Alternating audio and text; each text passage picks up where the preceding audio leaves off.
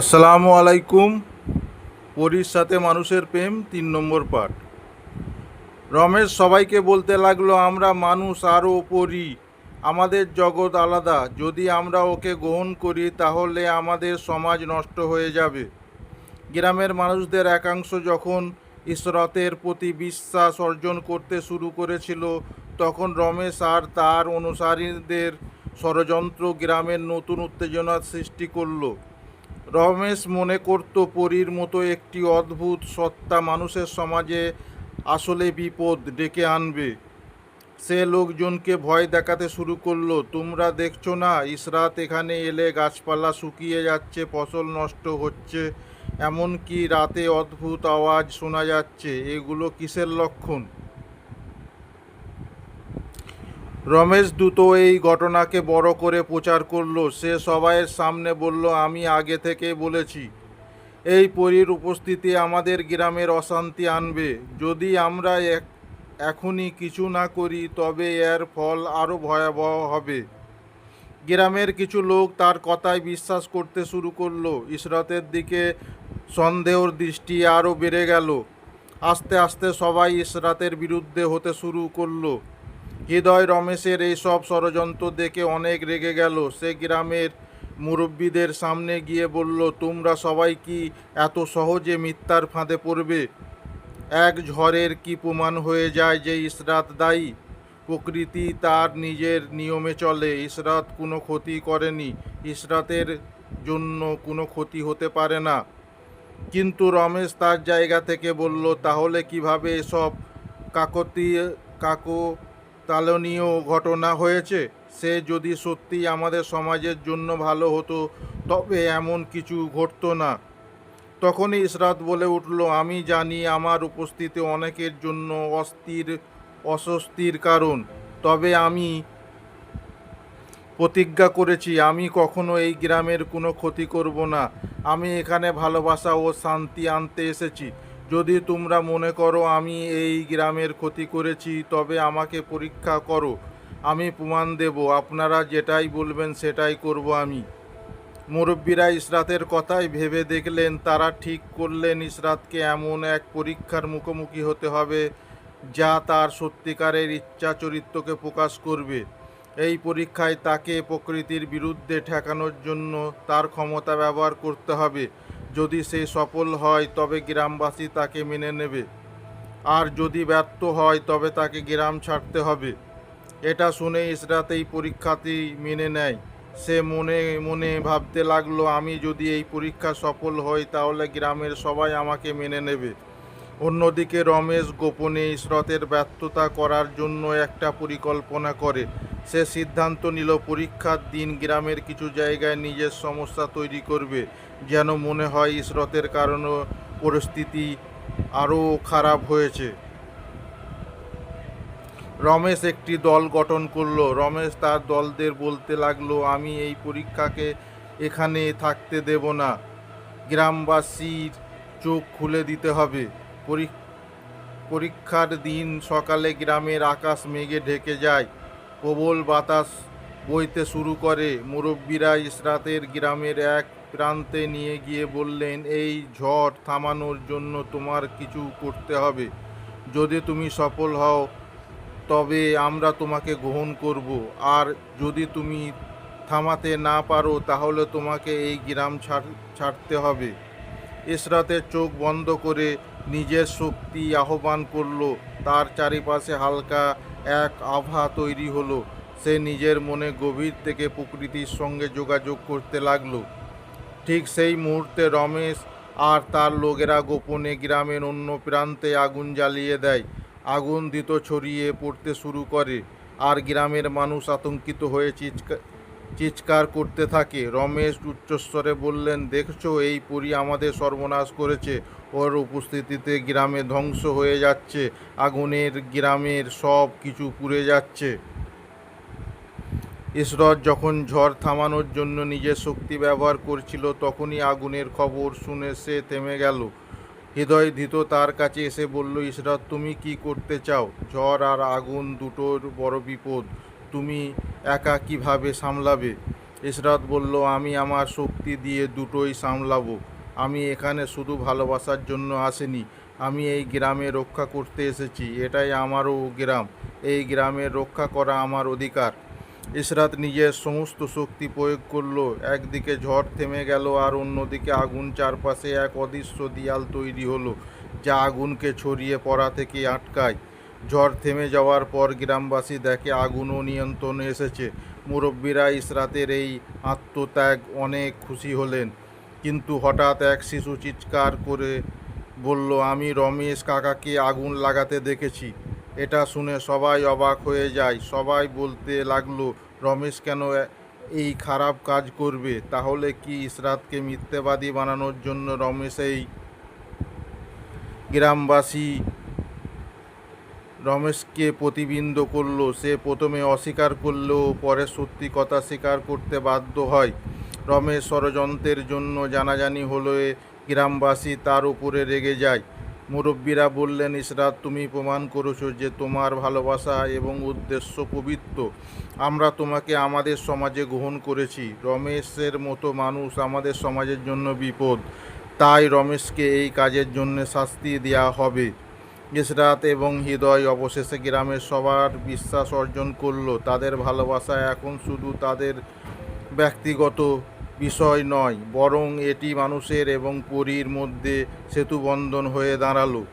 গ্রামের মানুষের বিশ্বাস অর্জন করার পর ইশরাত এবং হৃদয়ের জীবনে কিছুটা শান্তিপূর্ণ হতে শুরু করেছিল। কিন্তু অজানা এক ছায়া তাদের ভালোবাসার পথে নতুন বাধা হয়ে দাঁড়াতে শুরু করলো।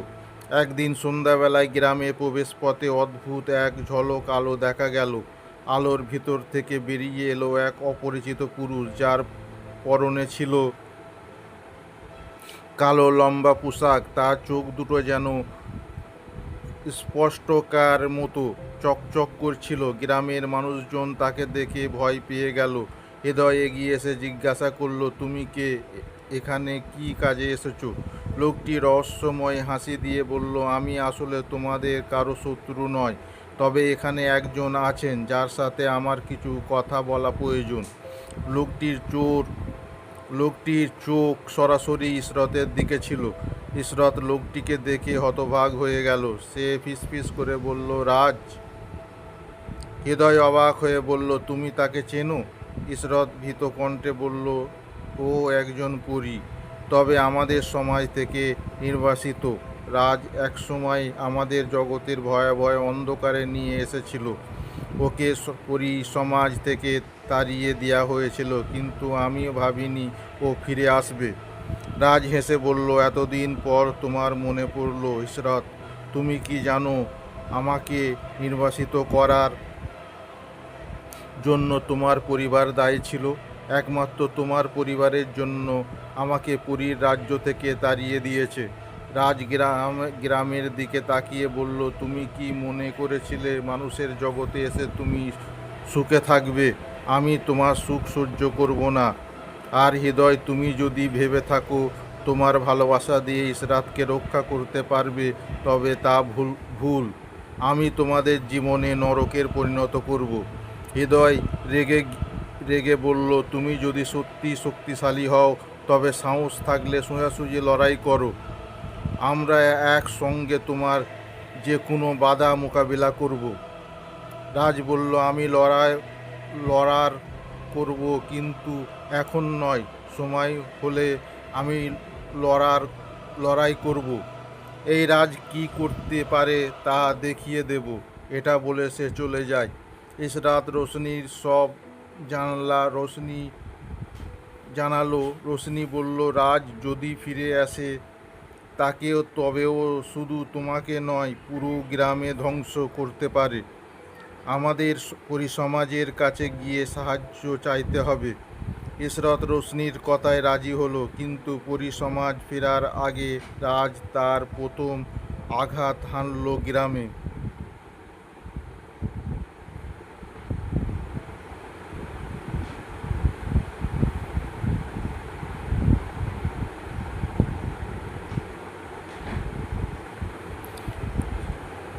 ইশরাত রোশনির কথায় রাজি হলো, কিন্তু পরিসমাজের ফেরার আগে রাজ তার প্রথম আঘাত হানল গ্রামে। পরের দিন থেকে গ্রামের মানুষজন অদ্ভুত সব ঘটনায় আতঙ্কিত হতে শুরু করলো। একজন দেখলো তাদের বাড়ির রাতের বেলায় অদৃশ্য ছায়া ঘুরছে, কারো গবাদি পশু অসুস্থ হয়ে পড়ল, কারো ফসল নষ্ট হয়ে গেল। রাজপুত প্রতিবারে প্রতিবারের কোনো না কোনোভাবে ইসরাতকে দায়ী করলো। গ্রামের কিছু মানুষ আবার ইসরাতকে সন্দেহ করতে শুরু করলো। সবাই ভাবতে লাগলো এই সব ঘটনা ইসরাতের জন্য হচ্ছে। এইভাবে কিছুদিন কেটে যাওয়ার পর রাজ একদিন গোপনে হৃদয়ের সামনে এসে বলল, আমি যা চাই তাই খুব সহজ। ইসরাতকে আমাকে দিয়ে দাও, আমি তাকে আমার সঙ্গী করতে চাই। তা না হলে তোমার এই গ্রাম ধ্বংস হয়ে যাবে। আমি তো এই গ্রামের কোনো অস্তিত্ব রাখব না। হৃদয় রাগে ফেটে পড়ল। হৃদয় বলল, ইসরত আমার ভালোবাসা, আমি তাকে কখনো ছাড়ব না। তোমার যা করার আছে তা করো, আমিও দেখি তুমি কি করতে পারো। রাজ মুচকি হেসে বলল, তাহলে চলো আমরা একটি চুক্তি করি। ইসরাত যদি নিজের ইচ্ছায় আমার সঙ্গে আসে তবে আমি তোমাদের ছেড়ে দেব, আর যদি না আসে তবে তোমাদের জীবনে যা কিছু ভালোবাসা তা একে একে ধ্বংস করে দেব। ইসরাত রাজের কথা শুনে হতভাগ হয়ে গেল।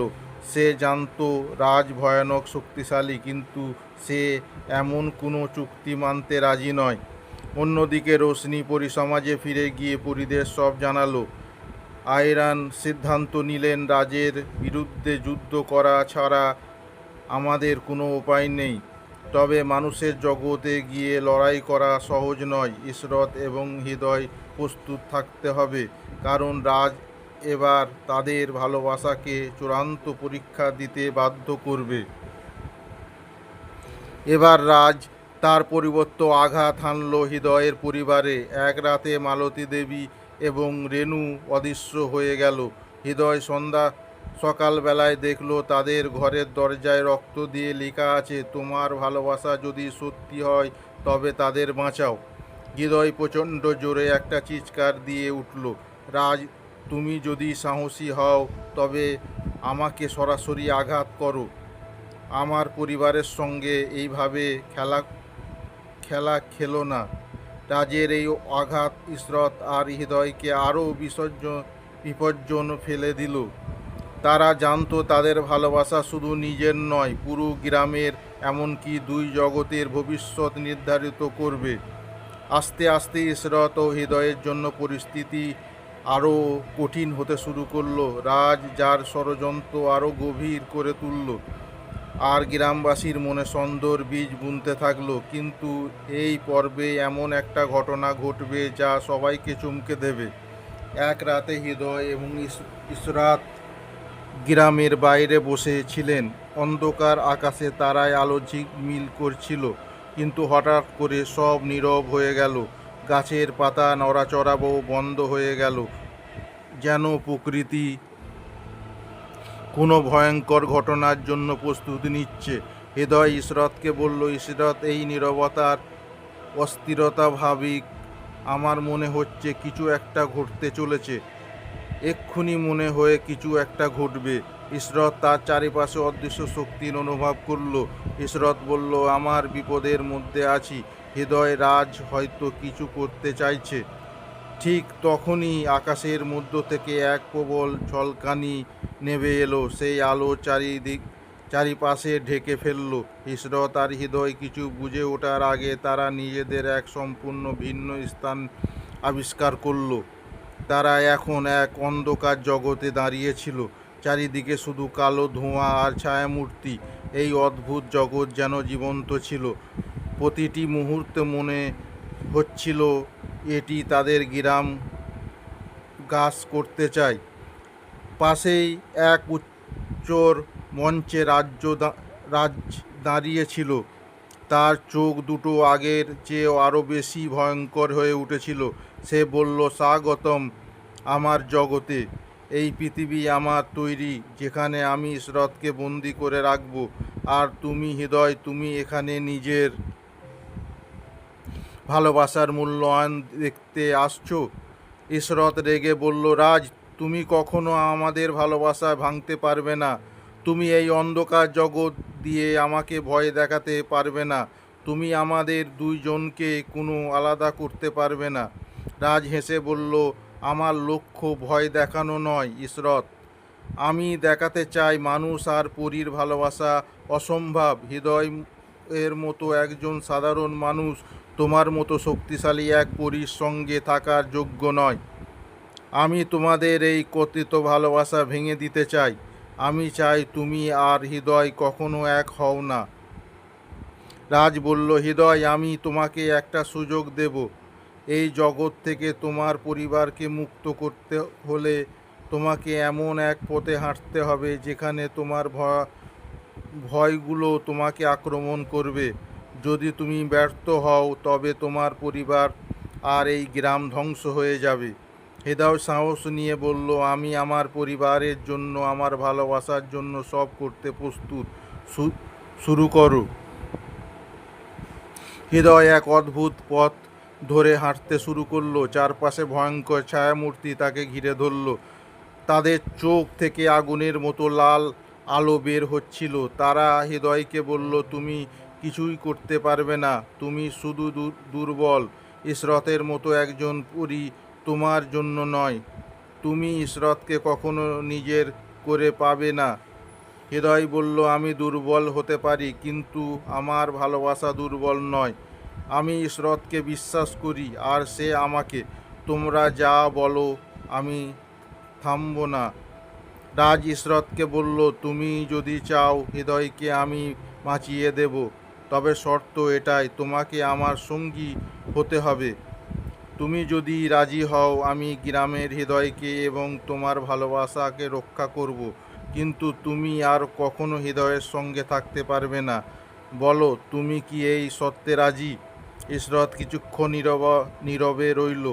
তার চোখ দিয়ে জল গড়িয়ে পড়তে লাগলো। সে রাজকে বলল, তুমি যদি মনে করো ত্যাগের মাধ্যমে ভালোবাসা শেষ হয়ে যায়, তবে তুমি ভুল করছো। ভালোবাসা ত্যাগের মধ্যে দিয়েই বেঁচে থাকে। আমি হৃদয়কে রক্ষা করব, কিন্তু আমি তোমার সত্য মানব না। যদি আমাকে শেষ করতে হয়, তবে আমি নিজেও সেটা করব। ইশরতের এমন কথা শুনে রাজ আরও ক্ষুব্ধ হয়ে গেল।